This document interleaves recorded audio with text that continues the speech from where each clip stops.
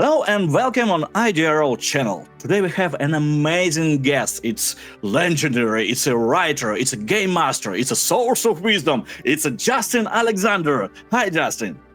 Hi, Andre. Great to be here. Oh my God, I'm so stoked to see you here. Okay, but before we continue with our conversation, I want to do a small announcement. So, with this video, we will do a fundraising for our friends in Ukrainian Defense Forces. And for you who are from Ukraine, you will be able to win a super amazing prize, an artifact, the book signed by Justin himself. If you want to know further what you need to do, just stay with us, and Andrei will tell you what you need to do to get this artifact. Andrei? Ха-ха, привіт! Дивіться, до мене дійшлася книжечка. Тут, як ви бачите, підпис самого Джастіна. Ми збираємо нашим захисникам на паливо. Його будуть розвозити на позиції і його будуть використовувати для опалення. Так, зараз зима і це дуже критично. Так, допоможемо нашим захисникам з 3-ї ОШБр на Харківському напрямку. Допоможемо нашій армії. Щоб виграти цей неймовірний артефакт, вам треба всього лиш задонатити 200 гривень, а точніше суму кратною 200 гривням. Чим більше шансів. По лінкам в описі до цього відео. Ви зможете отримати цей подарунок або інші не менш цікаві. Так що донатьте, приєднуйтесь, успіхів вам і величезна дяка за допомогу.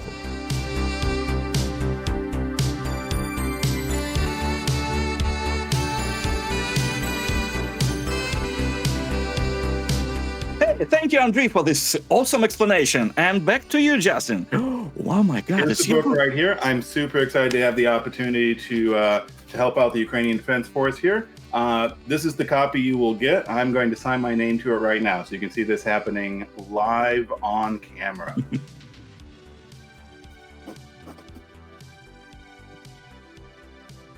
Jastін Alexandr. There we go.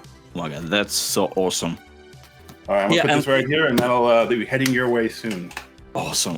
Thank you for helping our country to live another day. It is my honor to do that. I am so amazed and humbled by everything that's happening over there, and I can only wish everyone on the front lines the best. Thank you so much. It's really important to hear. It cheers us up and keep us on float, let's say so. Okay, so let's return to our two most happy place. So, guys and girls, here's Jastін Alexandr and an insane amount of wisdom for you. And we will start with most common questions just to get to familiarize with you. Yeah. Please tell me about you, about your history. When did you start doing TTRPG? What was your first game, etc.? Oh, I wish this was a quick answer, but I've been doing this for a while. I've been playing and running games since 1989. The summer of 1989 was when I picked up my first role-playing games. And I got into the industry in the late 90s. I started doing reviews and then began working for a company called DreamPod 9 on their game lines Heavy Gear and Jovian Chronicles, which are two fantastic mecha role-playing games. From there, I've worked for a number of other companies over the years. I've worked for Steve Jackson Games. I've worked for Fantasy Flight Games. I've worked for Modiphius. I've worked for Atlas Games, Troll Lord Games, and a number of others over the years as well. A couple of decades back, I also started a personal website called The Alexandrian, which has kind of grown up to be a source of game master lore primarily. It features all kinds of GM tips and techniques and game structures and remixes of adventures and original adventures, just hopefully a really good trove of information for game masters looking to take their craft to the next level. I have also just recently become a USA Today best-selling author of So You Want to Be a Game Master, which is a little over 500 pages of everything you would need to be a game master. It's aimed for first-time game masters, but it also is designed to take those first-time game masters and level them up to a point where there's so much lore in the book that I think even long-term game masters can learn a lot of new things. There's stuff in this book that has never been done before. So it's kind of exciting to have that out in the wild now and let people begin exploring all the different scenario structures, dungeons and mysteries and raids and heists and urban crawls and hex crawls and point crawls and more that the book has to offer. Writing the actual book itself took me about 7 months. I had been thinking about the book for a while. It's a project that's been kind of like hanging around for a while. I first started thinking about it, I guess about a decade ago now. But as I began working on it the first time, I ended up getting hired by Modiphius to become the line developer for the Infinity RPG, which is kind of a kitchen sink space opera fun setting. And so I was working on that. I began working on it again. Then I got hired by Atlas Games to be their RPG producer for a while. So I was working on games like Magical Kitties Save the Day and Ars Magica and Feng Shui and Over the Edge and Unknown Armies. And then I was contacted by a company called Page Street Publishing here in the States. And they said, "Do you have a Game Master book?" And I said, "I do, actually." And so that really provided the motivation for me to actually get it done. So I spent, like I said, must have been about 7 to 8 months total. It was complicated somewhat because a couple months into writing the book, I actually got COVID, as did my whole family. And that kind of put me out of commission for a while. And then when I came back to it, there were some very long days as I tried to get back on schedule to make sure that the book could come out on time, which we managed to pull off last spring. So, awesome. And then the book came out last November. Oh my God, super. It is a best-selling book right now. Yes, it became a USA Today best-selling book. So it is a best-selling book in the States. Wow, that's so right. That's so strange. Yeah, because you don't think about people who play TTRPG as a huge community, but appears it's it keeps getting bigger all the time, and it's really nothing that I ever expected, nothing that the publishers ever expected. So we are absolutely delighted by how successful the book has been, how many game masters the book is reaching, and hopefully improving their games or beginning their games. Well, I mean, partly it's one of those things where like you work for 30 years and then you have an overnight success, right? And there's a little bit to that. Like we have been working as a community, and I include not just myself, but the other people, the other game masters and dungeon masters who are part of the Alexandrian community. We have been working together and developing techniques together and running campaigns together. And so that community was in a really good place to kind of reach out and help spread the word about the book. And that makes a big difference. Something else I also told people leading up to it is like the modern publishing industry, kind of internationally now, is almost entirely run by pre-orders. Like the number of pre-orders you get obviously determines how many copies you saw on day one, but that determines how many copies the publisher prints, and then it determines how many copies the bookstores order. And then after all of that, the bookstores look at the number of copies they sold to determine how many more copies they're going to buy. So a really big part of the success of the book was the success of people like you and other people in the community who took the effort to be excited about the book and to get those pre-orders in on day one.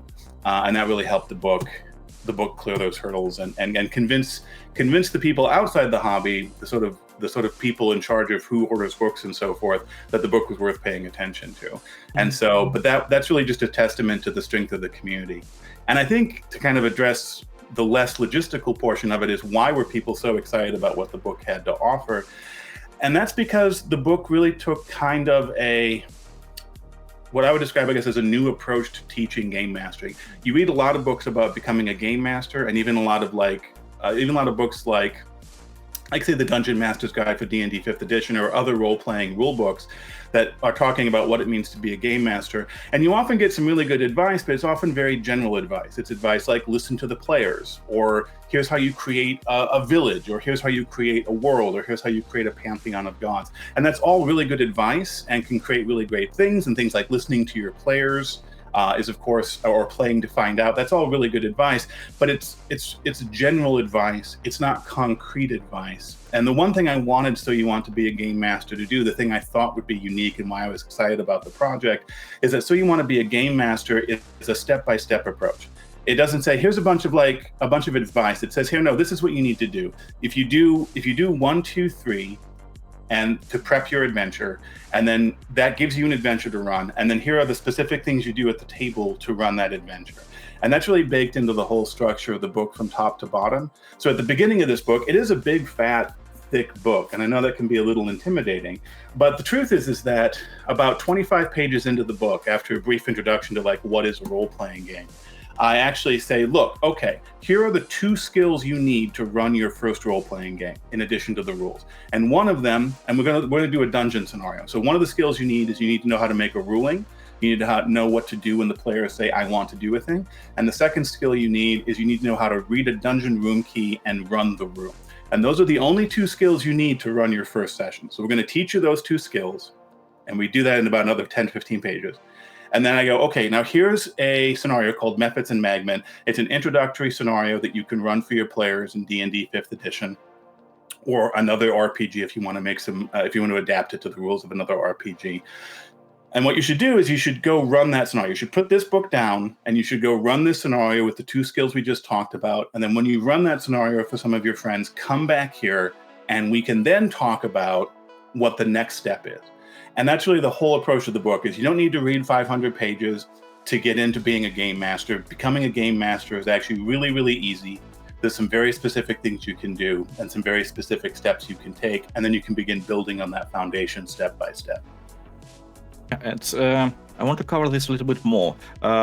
So you, obviously, you're targeting a lot of D&D players, because D&D is one of the most, if not the most popular game right now, and you have a lot of like references to D&D and so on. I know you know my question regarding 5th edition, and that they just removed a lot of procedures regarding dungeon crawling and so on and so far. So I have like 2 questions, and please answer them in the order you want to. First one, why did they do that? Why did they remove all this dungeon procedure that you have in your book and all the versions of D&D has, and old school revival games, all that I have? And why do you think... okay, question is, first section of the book is about dungeons, dungeon crawling. When you finish this section, we will have a whole page that which says, hey, you're a game master now. Now you can explore another thing. Why do you think dungeons are the most important part for the game master, for the beginner game master? Yeah, so there's definitely a connection between those 2 questions. So I'm going to kind of like dance around both of them as we go.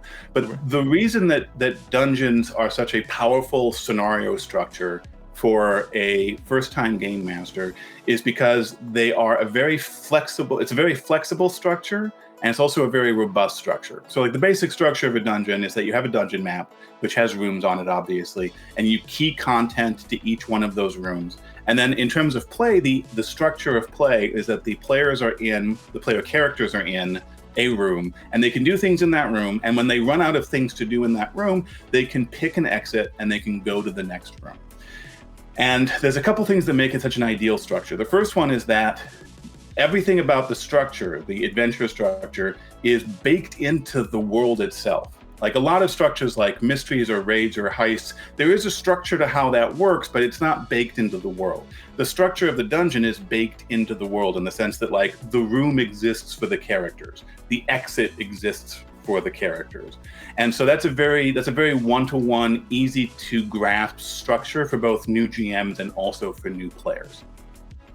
The other thing is that it's a very flexible structure in the sense that if you take a dungeon room, you can put almost anything you want into a dungeon room. Like that dungeon room could be filled with mummies, it could be filled with a goblin tribe, it could be filled with a riddle or a puzzle.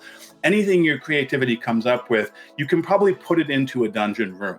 And then there's additional things like the fact that like Dungeons and Dragons obviously comes packaged with hundreds and hundreds of monsters and a robust combat system that is really great for a beginning GM, because in combat it says, hey, roll initiative and go in turn order. You don't have to like do anything, you just have to walk through these steps like any other game, and you can run a combat. And you can put a combat into a dungeon room, and you can put a combat into all the dungeon rooms, and the structure is robust in that sense.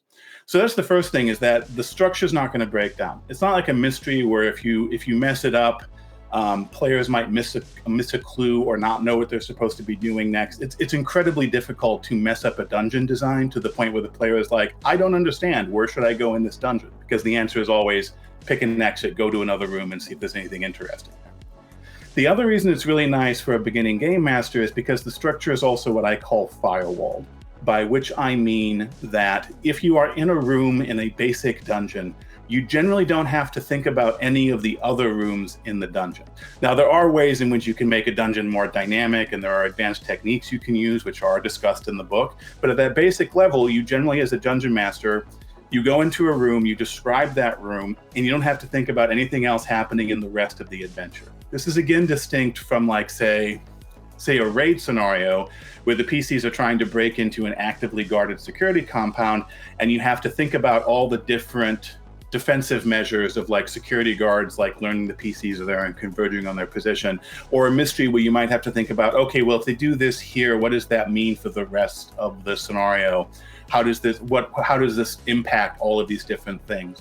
So the cool thing about a dungeon, particularly for a first-time game master, is you don't have to think about the entire adventure. You just have to think about this one room, and usually that one room exists on a single page.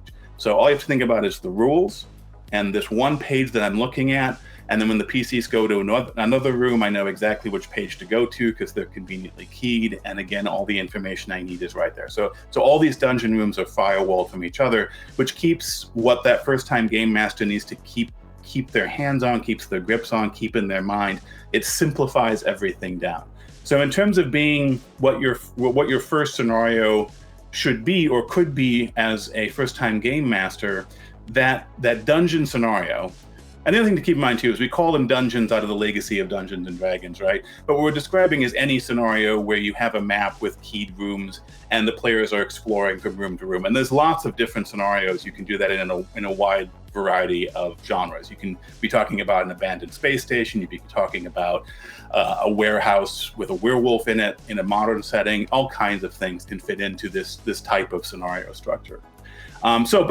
But that's the short version of why the scenario structure is so strong for those first-time game masters, and it's why I chose to start with the dungeon scenario. If we go back to what I was describing before, where I said, look, there's only 2 skills you need to run a basic dungeon scenario.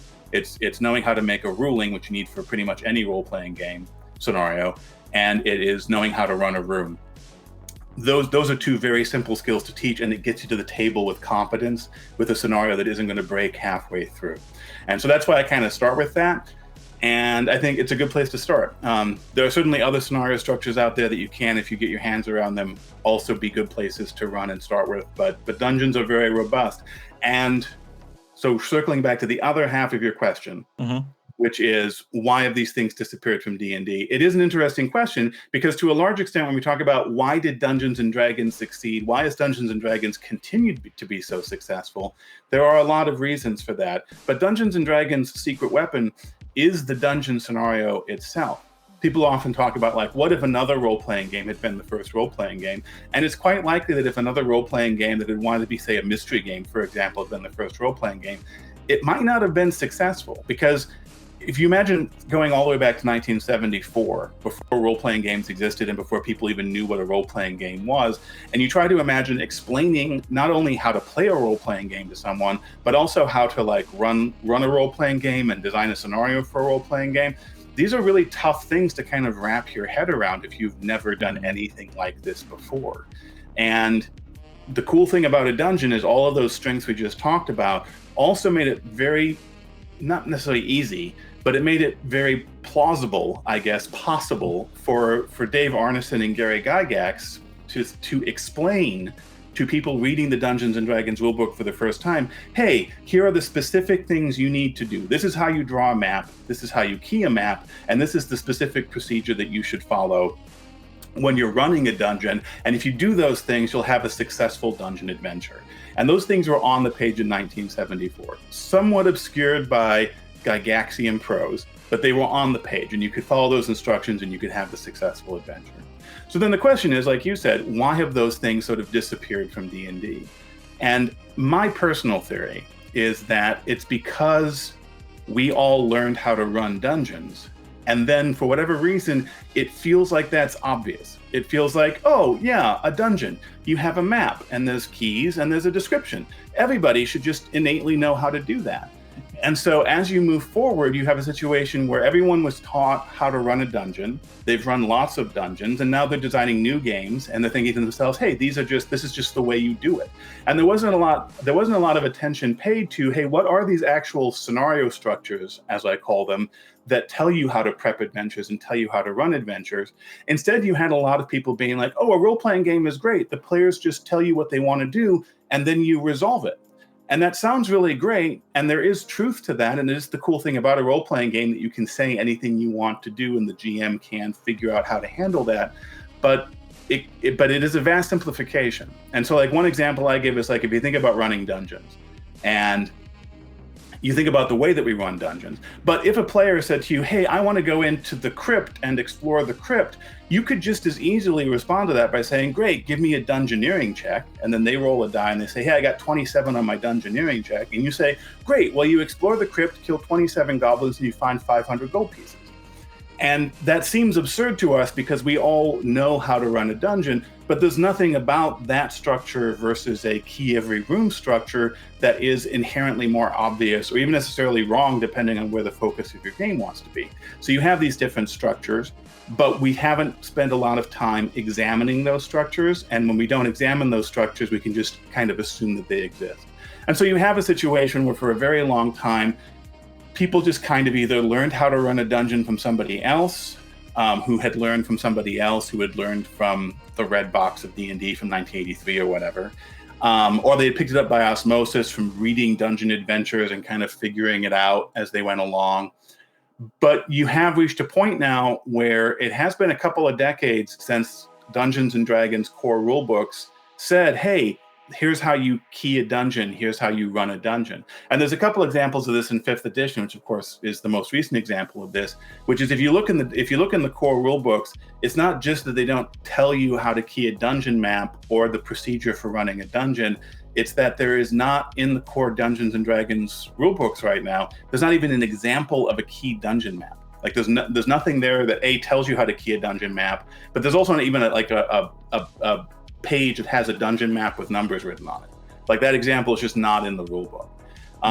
And you can see this also like in the starter set for D&D, where if you open up the starter set for the 5th edition of D&D and you read through it, there's actually like a half page or like 3/4 of a page where they're like, hey, this is box text. It looks like this. And when you see it, you should read it to the players. And here are some tips for how you should be doing that. And that's all good because box text is an unusual thing. If you've never run a role-playing game scenario before, never seen a role-playing game scenario before, what is box text? It's not a thing that shows up anyplace else in other media, right?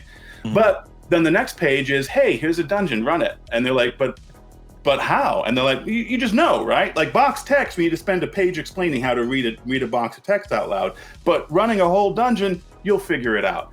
And I don't think it's malicious. I just think that they, the designers have that knowledge of how to run a dungeon baked so deep inside that it never occurred to them that something that you need to explain to somebody else.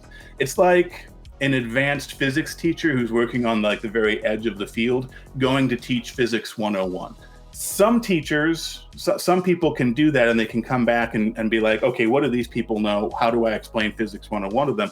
But other people will be so far beyond what, a college freshman needs to learn in physics 101 that they won't be able to actually, connect with them and understand the things that they need to know. And so I think that's kind of where Dungeons & Dragons has been. The good news is since I coined the term scenario structure a little over a decade ago, we've seen a number of games beginning to explore these more openly. Games like Night's Black Agents and Blades in the Dark by John Harper, and several other games out there as well have begun getting more explicit in looking at like, what is the actual structure of what we're doing? What is the thing that the game master needs to prep? Once they have it prepped, how do they actually use it in play? And of course, coming back to the book again, that's what this whole book is really structured around, is giving you these specific step-by-step structures of what do you prep and how do you use that prep. One of the most fascinating for me procedures is when you're doing a conversation with monsters, when you roll in a reaction check, when you don't need to roll diplomacy or like intimidation, when you just role play it. And Dungeons & Dragons, they have all these skill checks, and it makes this procedure or make this action much more easier. And my question is, why do you think they go that way to over? It's for my taste, oversimplification of that. Well, it comes back to, again, kind of talking about structures. So like a lot, where I've begun evolving my thinking is that we have these scenario structures. We also have campaign structures like hex crawls that are a way of organizing different scenarios together. And I've begun also thinking about the idea that they're also like what I call scene structures and the way in which we choose to resolve scenes. And again, those are things that we often have legacies of, like the way that D&D worked back in the day, the way that other RPGs have worked. And oftentimes we just sort of adopt that and we don't really think about the structures that we're using. They just are like, oh, that's the way you do it, without really analyzing that. And a good example of this is like how many role-playing games all resolve combat in basically the same way, where there's some kind of initiative and then there's an attack roll and there's some sort of like damage pool or hit point pool that you're depleting, right? That type of combat structure is one way of resolving a combat scene, but of course there are other ways to resolve combat scenes as well. And then the same thing kind of applies to social interactions where you're role playing.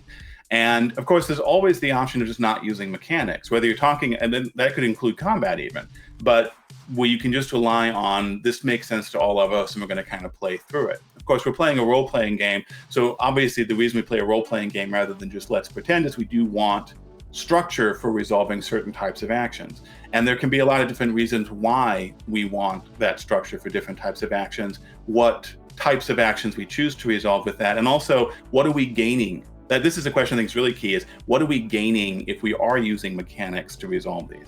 So in the case of combat, for example, the thing that we gain is, I would say generally speaking, some form of objectivity, and also the ability to have sort of concrete tactics that are reflected within the rules. These are, and the balance of these can vary from system to system, of course, and also table to table and game master to game master. But those are some of the advantages we have. When we look at social scenes and resolving different types of social scenes, there has often been a desire to have some kind of resolution mechanic for that as well. And the interesting thing that happened, like this, we're going back about 20 years now as people began really experimenting with that. These were often referred to, and often still are actually referred to, as social combat systems, where you resolve social interactions just like you resolve combat. And that's a very natural inclination because we know how to resolve combat. And so we're like, what if we could use that structure to also resolve these social interactions? You can see this in other places too, where if you look back at like the late 70s and early 80s, as people began exploring how to run mystery scenarios for the first time, you saw a lot of people being like, oh, a mystery is just like a dungeon. Every crime scene is like a dungeon room. And then you have these clues that are like hallways and you follow the clues to another room. And that can be a useful analogy, but for lots of reasons isn't really a great way to run a mystery, but that's a different topic. But coming back to the social stuff, so you have people trying to figure this out, but oftentimes like just going like, oh, well, we'll just use a combat system to resolve social stuff. The other interesting thing that also happens, I'm rambling a bit here, but the other interesting thing that kind of happens too is people are like, oh, we'll resolve social situations, as if like there's one type of social situation, right? And they can all be resolved in the same way, that seduction and con jobs and diplomacy and contract negotiations and interrogation are all the same thing, and we can resolve them all the same way. But that actually, I think, I've increasingly come to believe that that's kind of a mistake as well. So kind of coming back to the core of your question about Dungeons and Dragons 5th edition and the way that social skills work or don't work in D&D, it kind of comes back to D&D 5th edition for a lot of different reasons was really trying to be everything to everybody. And the way that they ultimately kind of accomplished that was by giving some very broad general mechanics and then kind of stepping back and saying, hey, do whatever you want to with these mechanics. We're not going to tell you like a one true way of how to play D&D. So there's lots of ways to do that. The danger with that approach is that you can easily end up with, we're not going to tell you any way of doing it. And so there's not really any way of doing it. And I think this is a place where like social resolution, particularly in D&D 5th edition, kind of comes down, which is that there isn't actually a structure for that. There are some skills, but not even a lot of really good guidance on how to use those skills in any way. So what you really have is game masters who are coming in and just kind of going with what feels right, or maybe like applying some things they've learned from other systems. Or in the case of D&D, like 3rd edition D&D had a diplomacy skill that did have some structure. The goal of diplomacy was to change the attitude of other NPCs towards you, but that was easily exploitable, where you could take like an arch nemesis and turn them into a lover with a simple skill check, and that feels kind of weird. So there's all these things that make it difficult, which is that the other thing you need to keep in mind too is that like people are complicated, and and trying to resolve, we know even advanced computers, when you're like, hey, deal with this social situation, it's difficult to deal with a computer system, and we're saying, hey, we want to try to model human behavior, but with like a D20 roll and maybe a table, and like that's inherently difficult. So long story short, the reason why I think that resolving social situations in D&D 5th edition mechanically doesn't feel good is there isn't actually a system. It looks like there is because there are these skills, but there isn't actually any structure for those skill checks, which leaves you kind of out in the open. And so there's a number of different ways you could choose to use skill checks and put them into a structure. For example, one way you can do this is you can choose to what you can do is you can choose to make a skill check kind of resolving how an interaction works, and then use that as the cue for how you choose to role play out the scene. And that can, if you want to keep it simple as like we just want to make a die roll and have the outcome of the scene, that can often be times, in my experience, more effective than role playing the scene and then rolling the dice to see how it turned out. And the reason for that, I suspect, is that when you do the other way, when you role play the whole scene and then roll the dice, what you have is all the complexities of human interaction, but then we roll a die, and the outcome of that die may not feel right compared to what we actually did. But you can, if you flip it and you say, okay, I'm going to make a simple die roll that tells me whether or not I convince the king of whatever I want to convince the king of, then I can then interpret that success or failure through my role playing and add the human complexity into the interaction, rather than the reverse way you're draining the social interaction out. So that can be a very simple way to avoid what I think of as an uncanny valley of social interaction. And there's more advanced ways you can also approach social interactions as well. And there are games that do that are dedicated to that as well. And for all folks out there who want to go deeper with social interactions, guys, you know the book. You can read all about it. It's you actually have a section on social interactions. That's right. Yeah. All links in the description. Please go there and check it out. It will help you a lot. Okay, let's forget about D&D for a while. And it's a completely personal question regarding your preferences about approach to the combat. What is your the most favorite approach to the combat, and in which game?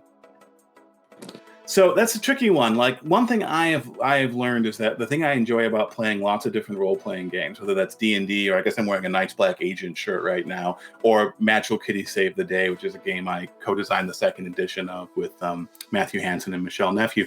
Whatever those games are, they all offer different experiences. And so it really is about exploring what is appropriate for the game I'm looking, what is appropriate for the experience I'm looking to accomplish, and exploring what different games have to offer. If I had to think about what is my favorite combat system right now, just without any kind of provisos on it, this is a little bit out of the box, but I'm going to actually say there's a game called Tech Noir by Jeremy Keller, and there's several really cool gimmicks in Tech Noir. One of the gimmicks is that by gimmicks, I mean unique elements. There is a list of, instead of having a list of skills, you have a list of verbs that you have ratings in. So you have verbs like shoot or hack. And so when you want to do something in the Tech Noir system, what you do is you make a check against one of these verbs to apply an adjective to something. So rather than having a hit point pool on someone, for example, if you shot them with a gun, you might be trying to push the adjective of bloodied on them, or the adjective of disarmed on them. But this applies widely across the whole world. So you might push the adjective of seduced onto someone in a social scene. You might push the adjective of exploited. So it's a really cool system because it just becomes a way of thinking about the world in terms of of how you want the world to be, and then pushing that description onto the world. And then there's mechanics that make that whatever adjectives you choose to push, they have mechanical bite and weight and meaning. And then the cool thing about this, in terms of the combat system specifically, is that the combat system just works like everything else in the system. Whether you're trying to hack into a computer, or interrogate a prisoner, or have a gunfight in a back alley somewhere, all of these things are resolved through a very flexible tool called a contention, which is just a way of like structuring the pushing of these adjectives. And I really love how flexible and interchangeable, because it also becomes very flexible for shifting between different approaches. And the system is just really well designed. I think I mentioned the designer, Jeremy Keller. Jeremy does a really great job of designing a system in which you are, because the system relies on sort of natural language to a certain extent, you have all the flexibility of however you can describe the world to describe the world. And so it becomes a really evocative and interesting and very flexible system in that regard. So I'll pick that one. And do I understand correctly that this Tech Noir, it's yours right now, and your dream machine productions, as I remember? That's right. Yeah, we do. Jeremy Keller left the role-playing industry, and so the game is going to go out of print. And so I approached Jeremy and said, "Hey, look, let me go ahead and take this on, so we can keep it in print, so people can keep getting their hands on it." And so I've been working to keep Tech Noir in print. Yeah. So you're going to improve it, to do a new edition and. Don't have any plans for a new edition at the current moment. We are working to get it back into physical print at the moment. We ran out of our copies, but we need to do some corrections to get it back onto the presses, but not like a massive revision. We do have a new supplement coming out, which might be out by the time this airs, called Hex Noir. So Tech Noir is a cyberpunk game where you do sort of noir detective or noir conspiracy style games in a cyberpunk setting. Hex Noir is a supplement that will let you add magic to that. So we can't say it's how you run Shadowrun using the Tech Noir system, but it's how you run Shadowrun with the Tech Noir system. So the conceit is that about 1,000 years ago, magic existed, and there were all these fantasy races, and there was a large magic war that was going on. And then the truce there was a pact made called the Truce, and the fairies all retreated back into their fairy hills, and magic left the world. And then the truce came to an end, and all the magic came back into the world, and all the magical creatures reappeared wherever they had been. So, for example, all the elves reappeared in places where their forests used to be, but of course, a lot of those forests have been cut down and replaced with cities, and the elves were unamused. So there's a lot of things like that, where like there's this culture clash between these magical species adapting into the modern world, and also how the modern world I say modern, but really cyberpunk modern world is adapting to these magical creatures reappearing. Wow, that sounds super interesting. Okay, let's return to questions regarding rules, and let's talk about newbies. Yeah, new game masters who are out there who want to buy this book so eagerly. I hope they need to do that. So what from your perspective the most common error of the newbies game masters? There's two that I see quite a bit these days, and the first one is not reading the rule book. And I understand why, because if you're not part of the hobby yet, then everything is going to funnel you towards D&D. Your favorite actual plays you're watching, me like, that looks cool, I want to do that, are probably running Dungeons and Dragons. If you've heard of any role-playing game, you've probably heard of Dungeons and Dragons. If you go to any mainstream shop and ask for a role-playing game, you're going to be pointed at Dungeons and Dragons. So there's all these things pointing you at Dungeons and Dragons. Then if you do any amount of research, everyone will tell you, oh, well, what you need are the core rule books. You need the Player's Handbook and the Dungeon Master's Guide and the Monster Manual. And so you buy those and you look at them and you say, this is 900 pages. It might even be 1,000. Like it is so many pages. It is an encyclopedia of information. Even if you ignore the Dungeon Master's Guide and the Monster Manual, you still have the Player's Handbook, which I believe is over 300 pages. Like it's so long. It is, and they're not even like novel pages. Like this one is 500 pages, but it's trade paperback sized, right? But like 300 pages of 8.5 by 11. is so many words. It's so many words. It's so much material. It is so daunting. And so I think there is a natural inclination to be like, I can't read all that. I'm gonna try and wing it based on skimming it and maybe what I saw in an actual play. I'm just gonna try and wing it. But regardless of what role-playing game you're playing, or any game, really, if you try and play that game without actually reading the rule book, you're going to have a really tough time. And that's even more true if you're in the role of a game master, which is to some extent, to a large extent, being the referee. So it's like someone being like, I'm going to go referee a football game, but I'm not going to read the rule book of, what does offsides mean? I don't know. I'll wing it. Like, it's not gonna work out for you. And so people are like, well, what are we supposed to do then? Because I don't want to read 900 pages of rules. And I'm like, well, if you don't want to tackle that, and I don't blame you for not wanting to tackle that, you really need to find a different rule book to dive into. And in terms of Dungeons and Dragons, there are solutions for that. Wizards, the current starter sets from Wizards are actually really good beginner rule books and very complete.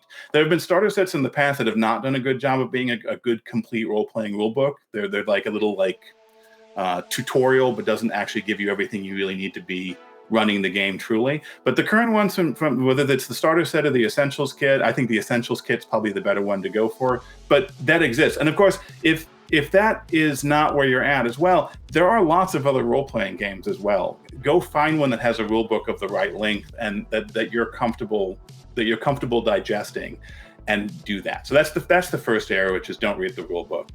The second error people make, and that's really what So You Want to Be a Game Master is trying to address, is that they prep and they try to run a plot. And by a plot, I just mean that what you've prepped is that, well, the PCs do A, and then they do B, and then they do C. And that's what you've prepped, is the things that they're going to do in a linear, predetermined sequence of both what they're going to do and what the outcomes of those actions will be. And it makes total sense why game masters, why this happens, because if you look at any other medium, whether film or comic books or novels, whatever the medium may be, pretty much all of our mediums are, of course, pre-written, predetermined plots of A happens and then B happens and then C happens. So we have a lifetime of experience with these linear, predetermined experiences. And so when it comes time to prep something for our role-playing games, it is perfectly natural to take that lifetime of narrative experience and try to apply it to a role-playing game. But it doesn't work very well, because a role-playing game is fundamentally different in the sense that there are players at the table, and the reason we're playing a role-playing game is for those players to make choices. And when you predetermine outcomes, you're taking those choices away from the players. And in the case of a role-playing game, that really means that you are taking away the way in which the players actually play the game. It would be like you played Monopoly with somebody, but you rolled the dice for them and moved their piece for them and decided whether they were going to buy properties or whatever. Like, they're technically sitting there, but are they even playing the game anymore at a certain point? The other reason that that's a mistake, in addition to it's not a very satisfying experience for the players, and usually not for the game master either, is that there can be this perception that, oh, well, I don't want to have all this complexity of a full scenario to juggle, so I'll just prep A, B, and C, and it'll be simpler. It'll be easier.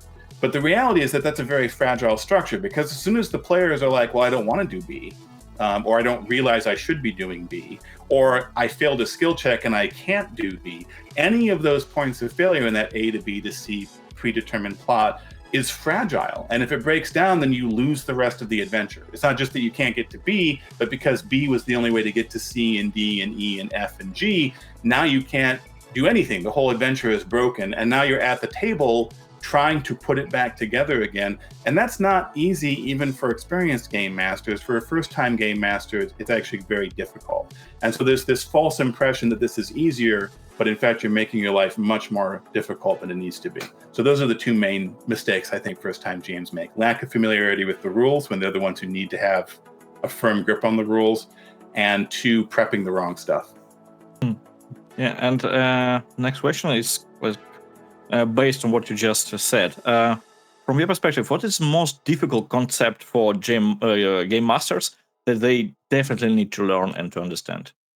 The most difficult one for them to learn and understand. Mm-hmm. The thing is, and so I'm going to reject the premise of the question a little bit, which is that it's not difficult to understand it if you see it, because it's one of those things where like it may be a little bit very difficult to discover it by yourself, but when it's actually shown to you, it becomes quite easy. And that's really what So You Want to Be a Game Master is about, is saying, look, this is easier than you think it is. Like if you watch Matthew Mercer or Brennan Lee Mulligan do their thing, you're like, man, there are so many moving pieces. How does any of that work? But the reality is, like, we come back to a dungeon, and if you don't know how a dungeon works, it can seem mind-bogglingly complicated to have this entire underground city that's like doing all of these things. But when we understand how a dungeon works, it's actually quite simple. So, in terms of sort of the key that unlocks everything for you, comes back to this concept of scenario structures and understanding that it's not just that being a game master is not just the players tell you where they want to do something and you just magically have an answer for them. It is understanding that there actually are structures that you can use and follow, guidelines that you can follow that will tell you how to respond to those things. If they say they want to go explore a dungeon, here is the procedure you can use to create that dungeon and to run that dungeon. If they're investigating a mystery, here's how you can prep that mystery and here's how you can run that mystery. And so really understanding that it's not just, what do I want to say here? I was going to say it's not just let's pretend, but the truth is that even if we talk about like improv acting, for example, what makes improv actors so good at what they do is they learn the structures of improv, and once they have those structures, they can use those structures as tools to build the things they want to build. And so that's sort of the key insight. I think it's not that difficult to actually get that insight once you're pointed in the right direction. But it can be difficult to find the direction, maybe. Mm-hmm. Yeah, thank you. That's basically what I wanted to hear. And I have a question for you. It's completely about personal perspective. Yeah, and I just want to hear yours on this question. Skill-based or skill-less systems? What do you prefer more? Skill-based versus skill-less. This is going to come back to what I said kind of earlier, like there's different systems that accomplish different things. So like Technor that I was talking about earlier is kind of a skill-less system. You have these abilities that are actually verbs, and it does brilliant things with that. On the other hand, I do love a really good skill-based system. Like for example, there's a couple of horror games I'm sure you're familiar with them, Call of Cthulhu and Trail of Cthulhu, two different ways of approaching sort of Lovecraftian mythos horror stories. And people often ask me, hey, which one of these do you prefer? And it turns out the one I prefer is actually Trail of Cthulhu. And a large part of that is that the skill list for Trail of Cthulhu is a richer, more interesting, and better balanced skill list. And it actually makes a big difference when running the game to have that rich variety within the skill system. I will say, like, I would be much happier having a system with no skills than a system with what I would think of as a broken skill system. And there's several different ways you can have a broken skill system, but one is by not having what I refer to as a complete skill list. So you'll have these games that have like skills, and then you'll be running the game, and the players will do something that's not all that uncommon, and you'll reach for a skill to have them make a skill check, and the skill won't be there. And that is a constant sort of like sand in the gears kind of moment. And that's more frustrating than just having ability scores or whatever the alternative might be. And there are other alternatives where you can just, bypass that entirely. Like I don't want to just like grind on D&D 5th edition too badly. The D&D 5th edition skill system is actually quite bad. It is incomplete in terms of its core skills. And then, and sort of the explanation of that is like, well, we don't want too many skills because that becomes overly complicated. Like, okay, well, that's fine. And they're like, okay, yeah, but we do have the tool proficiency system over here, which is kind of this whole secondary skill system with an infinite number of skills based on how many tools you might have. And they're all vaguely defined, and who knows? And so that's my problem with the D&D 5th edition skill system is like it's unclear what I should actually be using as a role, or in some cases even how the system is supposed to work. So I guess coming all the way back around to your question, I don't necessarily have a preference. I do whichever way a system goes, I do want it to be thoughtfully designed. Mm-hmm. Yeah, basically I have the same thoughts, but I wanted to hear from the wise man. Here in Ukraine, we have this growing TTRPG community, and we have some publishers that started to translate a lot of modern TTRPGs like Lesson, VTM, and etc. etc. And for example, we have this publisher who translated Chiron. Yeah, small or so like retro clone, something like from Yuchai Gal, sorry. And we had a competition here. We asked people to come up with their own adventures, like starting adventures for Chiron. And it's super small system. It's like 10 pages, I think. Yeah. Are you familiar with Chiron? I'm not, no. No? Okay, so it's retro clone, it's super small, there's not much for new game master there. So it was a lot of problems for beginners to come up with their own adventures. And we have like 32 adventures. It's amazing. We were blown out with it because so many people just decided to do it. And a lot of problems. Most of those adventures were hex scrolls. For example, we had like 2 or 3 dungeons, and it's kind of super interesting. And I wanted to ask you, what is your advice for us, for example, for making next competition, and what to say to people so they to direct them, in the correct way, how to correctly create introductory adventure for those who didn't do that in their life. It's also new for them. So what I would say is, if you're planning to run this competition several times, you may find some success in narrowing the scope by having a theme that you're, a particular type of adventure that you're running for each competition. So maybe the next one is, hey, everybody create an introductory mystery scenario, for example. Mm-hmm. And then you can maybe do like everyone do a heist this time, or maybe everyone do a dungeon, whatever the case may be, and have everyone kind of structured that way. Because what that will allow you to do in terms of giving advice about how to design these adventures is you can give very specific structure-based advice using some of the material from So You Want to Be a Game Master to say, look, this is what we're expecting to see in the scenario. So for a mystery, for example, make sure you're following the 3-clue rule. Make sure you're including a revelation list as a structural way for people to track how the clues move throughout the scenario. You might even give an example of an adventure recipe. Like in the book, we talk about a 5-node mystery, for example. And not everybody should have to follow that one simple recipe. Although maybe we've had competitions with a recipe I didn't create called the 5-room dungeon. And so people will create these 5-room dungeons. And that's a very narrow focus of make a dungeon, but also within this specific recipe. So that might also be an option, is to like create a specific adventure recipe for people to follow, and that will help people focus on creating a specific type of experience. And then also on the flip side, if these are aimed for first-time game masters as introductory scenarios, having all of the scenarios in the competition follow a common structure, whether that's a simple like 5+5 dungeon from my book, or a 5-room dungeon, or a 5-node mystery scenario, or just the concept of a mystery, for example. What you can also do when you collect those together is you can also include some basic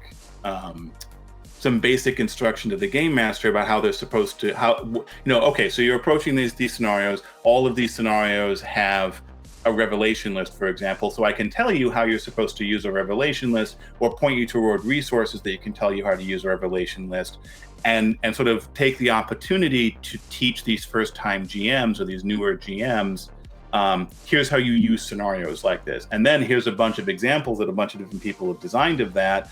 And the combination of those two things will probably also help those GMs be like, oh, I could do this too, because now I have all these examples and a clear understanding of the structure of how to make and run adventures of this type. So, thank you. That was really helpful. We forgot about part of the advices when we created our first competition, but it was really fun, and it was really inspiring when so many people just come up with their adventures. It's super awesome.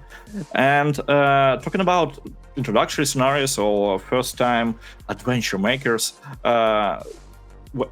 you out there, when you start doing your first dungeon, you will hear that the term Xandering. Am I correctly pronouncing it? Xandering, yeah. Yeah, Xandering. Can you tell us a little bit, like super fast, where did this term come from? And we can find another term, Jaquasin, because of Jeanette Jacquaz. Can you elaborate on this? Tell us a little bit about Yeah, it. absolutely. So it's kind of an unfortunate situation, but to go back to when I was first exploring these ideas back in 2010, there was a lot of discussion back then about the OSR, the old school revolution or the old school renaissance. And what we were all doing back then is we were looking back to adventure design and game design, really at the dawn of the hobby. And what we were looking at least, there's several different ways the OSR developed. What I was particularly interested in was looking back and saying, hey, there was a lot of experimentation in the early days of role-playing games, and then that all kind of collapsed down into like a few, like, these are the ways we're going to do this going forward. And the interesting question for me was like, what did we abandon back then that maybe we shouldn't have like abandoned, and maybe we should have continued developing that? Like an example of this is like hex crawls, for example.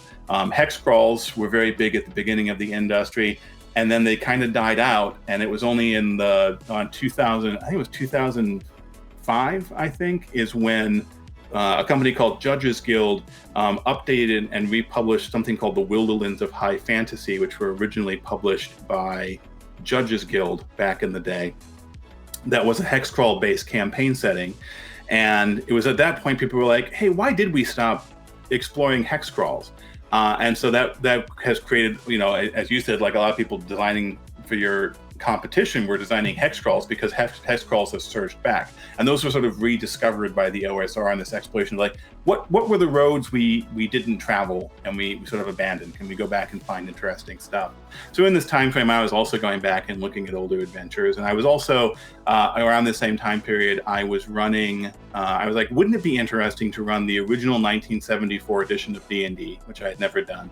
Wouldn't it be interesting to get together and just run a session of that? And actually the conceit was, hey, I've got this reprint edition at the time of it. What if we pretended it was like 1974 and we didn't know anything else about role-playing games? We didn't know anything else about D&D. The only stuff we have are these 3 booklets that came in the 1974 D&D book.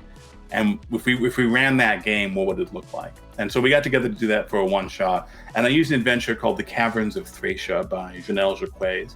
And we had a really great time. At the end of it, the player said, instead of a one-shot, why don't we do this again? And so we started doing it over and over and over again, and actually grew into a large open table campaign, which had like 70 players in it and ran for dozens and dozens of sessions, and it was a ton of fun.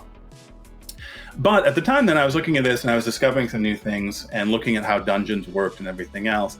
And so I was looking at things like Jeanette Jacquaz's Caverns of Thracia. I was looking at early dungeon design by Gygax and Arneson. I was looking at early side view dungeons by Tom Wham and a bunch of other stuff. And I said, hey, there's something about this that is different than the way that we're seeing in published dungeons today. And the example I used at the time was Keep on the Shadowfell, which was the introductory adventure for D&D 4th edition. And I said, look, if you look at it, like you look at the map for Keep on the Shadowfell and you look at the map for Caverns of Thracia, they look very similar to each other.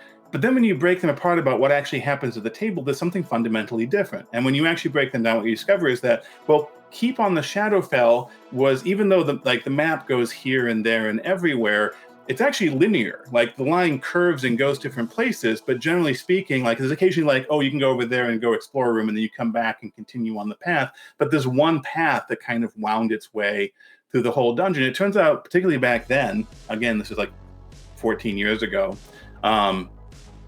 back then, a lot of modern dungeons were being published that were just these linear experiences, which are very similar to plotted experiences where A happens and then B happens and then C happens. And it turns out there are a lot of disadvantages to designing dungeons like that because it removes a lot of interesting gameplay in terms of strategic choices of how you're going to explore the dungeon. It also creates a very fragile experience for similar reasons. And like a good example of this is if you're following the path on a linear dungeon, and you, for example, run into an encounter that's too tough for you because the challenge rating math was wrong, or the GM made a mistake creating it, or it's just those monsters have a bad combination of abilities to whatever you're doing, or just whatever, right? There's all kinds of reasons why, this encounter turned out to be tougher than I thought, and the PCs can't get past it. Well, if you're running a non-linear dungeon, you can just go, we can't fight those guys, let's find a different way. And you can work around them, and you can find different paths and solutions to problems like that. But if it's a linear experience, you're going to have to go through them. There's no other way past them. And that makes it a very fragile experience. And it also puts a lot of pressure on the game master, because they have to get all of their encounters right. If they make any mistakes and something's too tough, then the adventure breaks down and they can't run the adventure. So long story short, back then I wrote an article talking about these principles of how to design not just dungeons that were non-linear, but interconnected in complex ways. And so the article broke down all of these different techniques, which I now call Xandering techniques, of things like split levels and minor elevation shifts and multi-level connectors, looping paths. So a lot of different techniques, specific concrete techniques you can use to design these spaces that are dynamic and complex and reward strategic play by the players. And I wanted a term that could capture not just the nonlinear elements, but the other elements of this sort of old school of design. And so since I've been running Caverns of Thracia, I was like, well, what if we take Janelle Jacquet's last name, the designer of the scenario, and we make a verb Jacqueing the dungeon, or Jacquezing the dungeon, as it came to be known. And so that's what I wrote. I wrote that article, and for a long time that was the article. It was called Jacqueing the Dungeon, and that was great, and a lot of people liked that. But unfortunately, what happened over the course of time is that there was a variety of pushback, and also the belief that Janelle had co-written the article with me, or that I had stolen the name Jacqueing was also something people accused me of doing, or that I had stolen her work, or I was plagiarizing her in some way. And so this use of Janelle's name, for better or worse, was creating some problems with the perception of who actually owned the copyright on this material, and also who had a moral authority over the use of this material in print. And Janelle and I frequently spoke. Janelle and I swapped job opportunities. I would not describe us as friends, but we were friendly job colleagues, I guess is the best way to put it. So we talked about this from time to time. And the short version is that eventually, actually, as this book was coming out, So You Want to Be a Game Master, the problem that became apparent was that it was becoming increasingly apparent that there was a perception, and perhaps even a legal reality, that because I was using this term that was based on Janelle's last name, that it meant that I didn't actually control my writing. And this was really hard. But the short version is that we needed to come up with a new name, and the new name we came up with was Xandering. And so the article was updated to use Xandering. The book uses Xandering, but it's the same techniques. It's the same techniques based on the work of Jacquet, based on the work of Gygax and Arneson and Tom Lamb and others as well. Plus including techniques I came up with myself. But it's the same body of techniques. The name just had to be updated because it was creating an unfortunate reality within copyright law and the moral authority of authorship. And there's also the argument to be made that maybe it wouldn't have been an issue. Maybe if it had gone to trial at some point, or become a legal question at some point, it all would have been fine. But it's just easier to not have to go to court potentially in the future for whatever reason. And it is, I don't know, I'm telling the story, and it's frustrating because the ideal would have been to keep the original terminology, would have been my personal ideal. And I wish that was the case. But instead the reality is what it is. And so we have this new updated term, Xandering, and so that's how I kind of refer to those bodies of techniques. And that's why we have that term in the book. I kind of like the new term. It sounds great. But I wanted to ask you, of course, in Xandering, it's we have your name in it, But what is like first character is like X? What is for? Oh, the X. Why Xandering? Yeah, X. Sorry, X is Slavic English. Yeah. No. So it's based on my name. But the reason I chose to like do Xandering rather than Alexandering or Alexing or something is that it did have that initial leading X, and so the X does look like a crossing corridor, and so there's sort of that implication of nonlinearity. There's also something called the X and operator, and the X and operator also has in programming has a sort of non-linear, non-single path implication to it. So it is an evocation of my name, but the reason I chose Xandering also had these additional layers of meaning in terms of like that crossed X, the non-linear pathing, the Xand operator. So it was hopefully meant to be a richer term with some sort of hidden meanings to it, if you would. I didn't think about it at all. It's such a fun thing. Well, it's a really great and elaborate way to expand the term. Okay, so I have not a lot of questions, like 5 more, but all of them just to see and to get your perspective, or from what are you doing now? I mean, for example, you're not the awesome writer. You're a gamer and a game master too. So what are the games that you're running now or playing now? What's your favorite ones? Yeah, so in terms of the games that I'm currently running and playing in, I guess we can start with Dungeons and Dragons. I have a very long-running 3rd edition D&D campaign set in Monty Cook's setting of Ptolus that I've been running since 2007. And so that's a very long-running campaign with some very dear friends. It's been running for a long time. It's been going through some rough patches lately. We took a long break over COVID, and we've had some difficulty starting things back up again for the past couple of years. But we've been trying to eke our way along. So that's my longest running campaign. I'm also currently running, actually, my shirt's a Night's Black Agent shirt, which is a game from Pelgrane Press designed by Kenneth Haidt, in which spies, espionage agents, retire to become mercenaries and then discover that vampires are real. And so they need to use all of their spy training to go fight vampires. It's a really fun game, and I'm running a campaign of that now. And readers at my website, The Alexandrian, will probably see notes from that campaign, hopefully in the future. I'm hoping to share some material from that. I've also been recently running Blades in the Dark by John Harper. And actually, I've been doing some one-shots also with John Harper's Lady Blackbird, which is a role-playing game specifically designed for one-shots. It comes with a very specific scenario and some very specific pre-generated characters. And it's a very rich scenario that you can not necessarily with the same players, but you can come back and revisit it over and over again, and you'll discover cool new things every time you run the game. What else? There's something else I've been running. Oh, I run a storytelling game called Xenolanguage, which just recently came out. And the concept is that the players are a team of scientists who are drafted into service by the military when an alien species arrives and begins sending a message. And so the storytelling game mechanics are designed to evoke that message and explore character through the translation of the message. If you've ever seen the movie Arrival, Denis Villeneuve's Arrival, the game can't say it, but it's basically Arrival, the role-playing game, the storytelling game. It also has influences from films like Annihilation or 2001 as well. There's these really interesting sort of elements.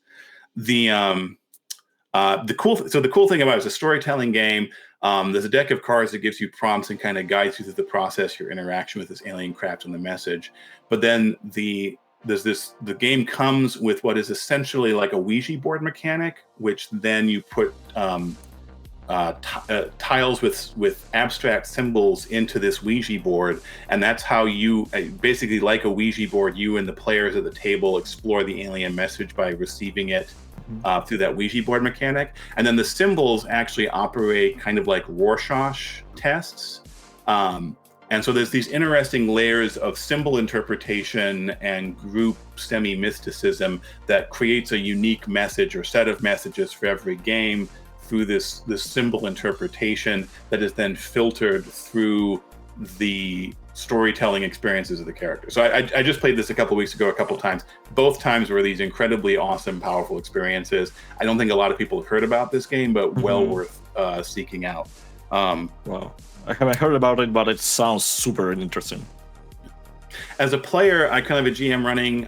I'm currently in 2 different D&D 5th edition campaigns. I have a GM who is running Mike Shea's Grendelroot for me, and I also have another GM who is running a Strixhaven campaign for me, using the Strixhaven setting. And the only problem with those is I really want to read Mike Shea's Grendelroot books, but I can't because I'm playing in the campaign. So that's the only problem with those. Well, that's, for me, it was kind of surprised that you're playing D&D 5e right now, and even in 2 games. Oh, so, sometimes when you're a forever GM, you have to take the you have to go find the opportunities you can take. Yeah. That's so true. Okay. What is your most favorite TTRPG of all times? Most favorite RPG of all times. You may choose 2. Yeah, no, it's a tough one though. Like it's like let's say like, what's your favorite movie? Well, like what type of genre? Yeah, I know. And I hate those questions, but they're so interesting to hear. Because you have to sort through it to think like, okay, well, what is it that I'm valuing? I will say this, if I had to pick one, I think I'm going to pick Monty Cook's Numenera. So Numenera is the first Cypher System game that he designed, and arguably the best one. And so the game takes place 1 billion years in the future. And the concept is that between now and 1 billion years from now, 8 mega civilizations have risen up. And we don't really understand what those mega civilizations are, because what makes them mega civilizations is they're literally kind of beyond human comprehension. But we can make we know like one of them was based in time travel, and we know one of them was based in like dimensionality. We know that one of them demolished the planet Mercury and did something with it. We don't know what, but Mercury's gone. So 1 billion years have passed. And so the game takes place in this fallow period between the rise and fall of these mega civilizations, or maybe the rise and passing of these mega civilizations. And so we have kind of a Renaissance level civilization in the Steadfast that is exploring the ruins of these mega civilizations and pulling out this technology, which is referred to as the Numenera, and trying to figure out what this technology is.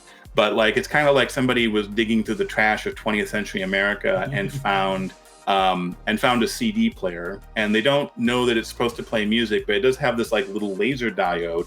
So they pull that and they start doing things with this laser diode. But like, that's kind of the same thing. We're like, oh, we kind of understand what we can do with it, but maybe that has nothing to do with what the technology was originally being used for. So that's a really cool setting, really evocative. You can do a lot of really cool stuff with it. And I'm a really big fan of the Cypher system itself. There's a lot of cool mechanics in it. One key thing in the Cypher system I really love are the GM intrusions. So the way a GM intrusion works is that a GM can, at any time during the game, they can offer an intrusion to a player. And they do that by saying, hey, this things might happen. Here's 2 XP. And 2 XP is a lot in the Cypher system. And so if you choose to accept the intrusion as a player, you get to take the 2 XP and give 1 to another player and keep 1 for yourself. But you can also reject the intrusion by spending an XP to push it back and say, no, I don't want that intrusion. And so the example I like to use of an intrusion is, say that the PCs are fighting, we'll say like a dragon, for example. They wouldn't have a dragon, like if it was a fantasy setting. They're fighting a dragon, and one of the PCs says, okay, I'm going to hit him, and he rolls really well, and he does a ton of damage to the dragon with his axe, like a critical hit kind of thing. And the GM says, ooh, GM intrusion. You hit him so hard with the axe that your axe actually gets stuck in the side of the dragon, and then the dragon flies up into the sky and takes your axe with it, which is so cool. Like, you hit him so hard your axe got stuck in the side of him. But I would never do that in D&D, for example, because that's bullshit. Wait, I did a critical hit, so you take my magic axe away from me? Like, the players would immediately be like, what is this bullshit, right?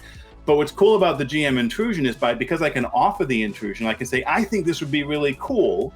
And then the players can either be like, yeah, it sounds really cool and get this little XP bonus, or they can be like, no, you're wrong, that's dumb, don't do that, and they can push back.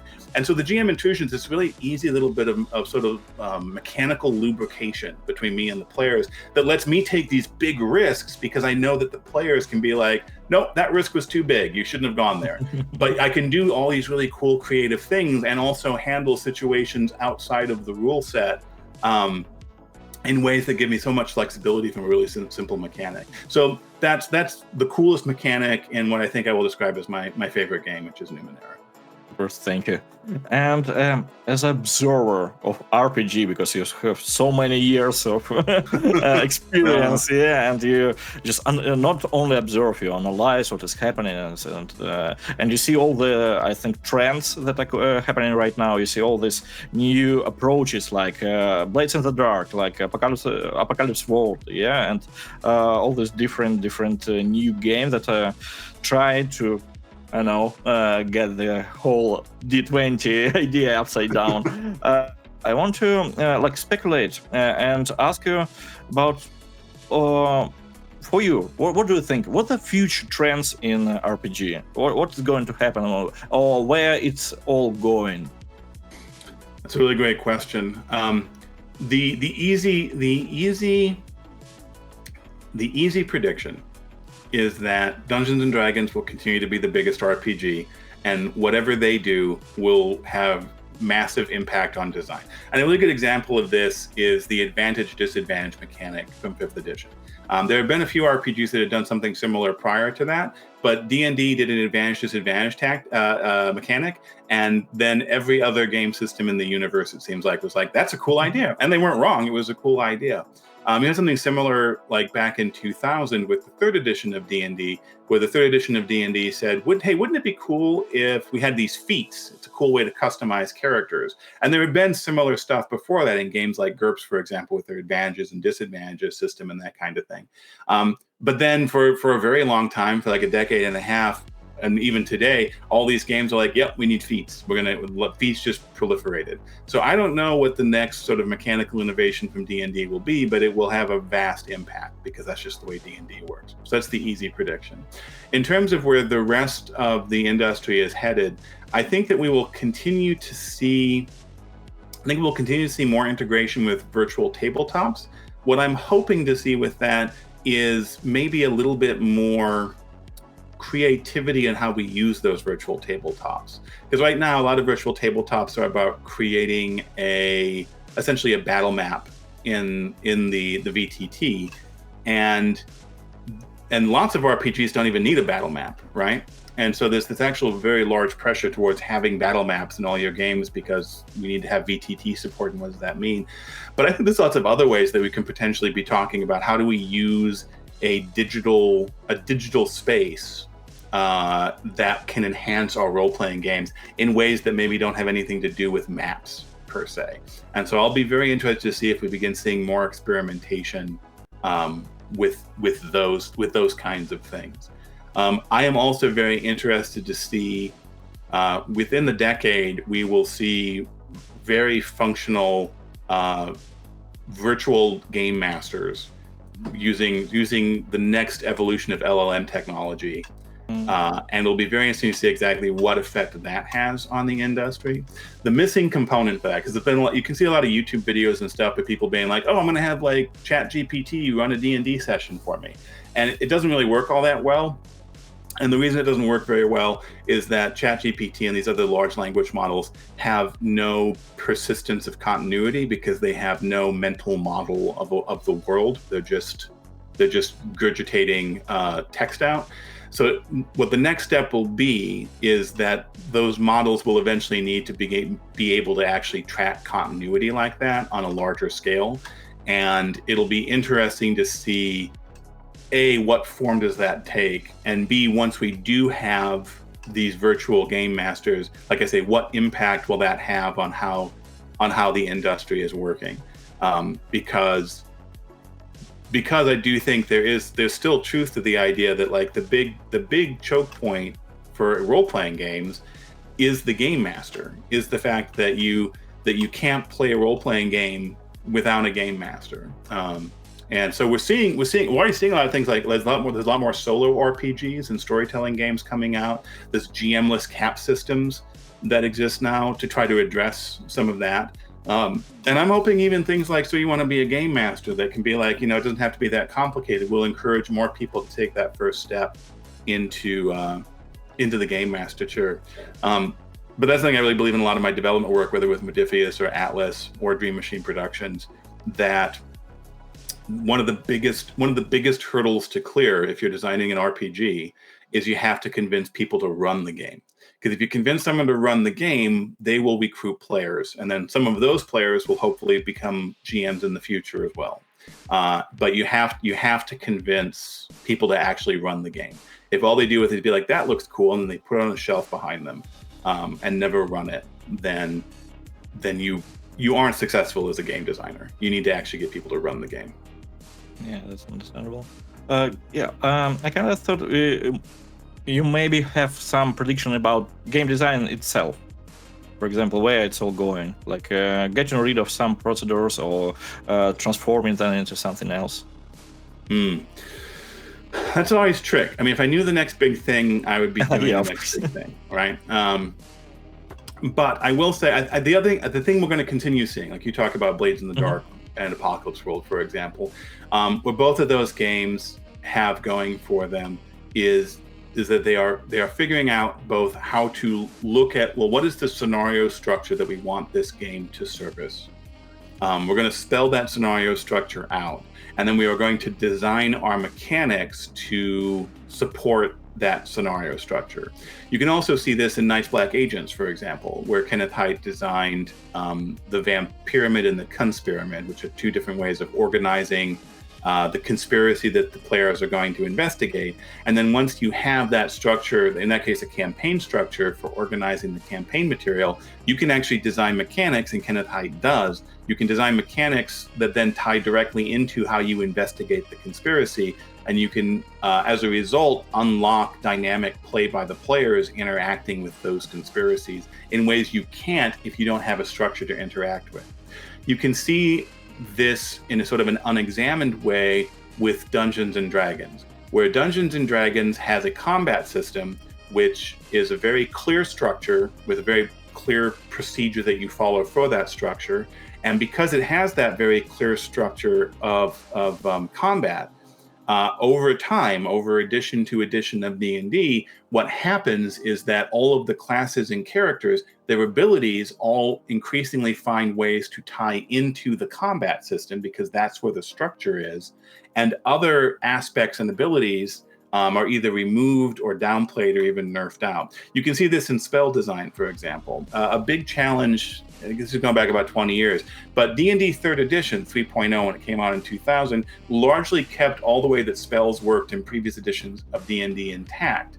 When 3.5 came out, that was the first time you began seeing the designers consciously nerfing spells that had useful utility outside of combat, but that were in some way broken or useless inside combat capacity, because again, they had a combat structure, but not even a dungeon structure at that point in the rule books. And that persisted through 4th edition and into 5th edition as well.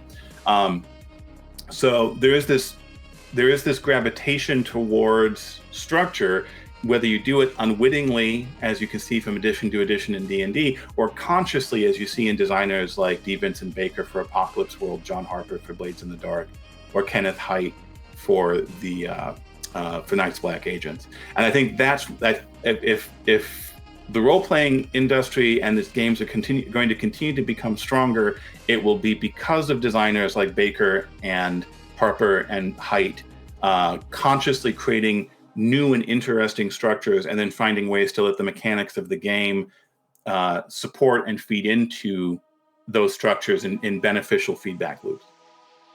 Yeah, thank you. Yeah, that's that's a good prediction. And the last question for today, it was super fun to talk with you, but I think it's too much time. I hope we will see each other sometime next time, and we talk deeply about game design. It will be so much fun. But for today, my final question is, what are your future plans? What are you going to do in the nearest future? Maybe new book, maybe new game? Oh my, there's so much. We talked earlier a little bit about the project that's currently in layout for me is Hexnor, which is that magic supplement to Technor. So that's the next thing people will probably see from me. Over at the Alexandrian website, I am currently wrapping up a remix of the Storm King's Thunder adventure for Dungeons and Dragons. I think I mentioned the next major project at the Alexandrian of that kind of remix variety will probably be something for Night's Black Agents. We'll kind of see if that congeals, but that's my current plan, is to remix the Zolozny Quartet into a remix campaign over there. My YouTube channel, I am currently engaged in a number of videos, but I'm doing a sort of longer term series about advanced dungeons. So we had just released a video about dungeon clues and ways in which you can sort of begin breaking down the firewall that we talked about for dungeons earlier. One way of these dungeon clues. We're going to be talking about adversary rosters. We're going to be talking about Xandering the dungeon and a lot of other topics about how to add these more dynamic and advanced components into your dungeon design. So that's on YouTube. And then in terms of my next book, I can't really talk about that yet. But what I can say is that there will be another book of a nature similar to So You Want to Be a Game Master.